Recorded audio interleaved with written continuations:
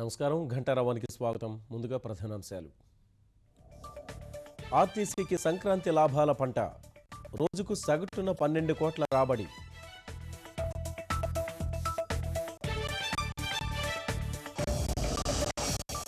Zurich investor మీట్కు ముఖ్యమంత్రి చంద్రబాబు.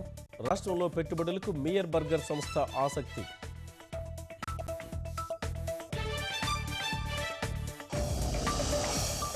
రోహిత్ ఆత్మహత్యకు VC కేంద్రానిదే బాధ్యతన్న Rahul. విద్యార్థి కుటుంబానికి పరిహారం చెల్లించాలని డిమాండ్.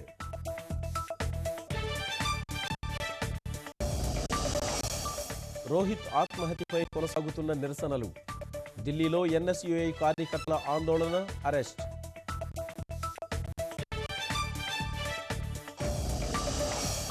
ధోనీపై అరెస్టు వారెంట్ ఉపసంహరణ.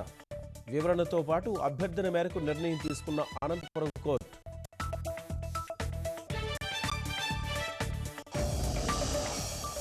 దేశ సమతుల్య అభివృద్ధే లక్ష్యమన్న ప్రధాని మోదీ. రైతుల ఆదాయం రెండింతలు కావాలని ఆకాంక్ష.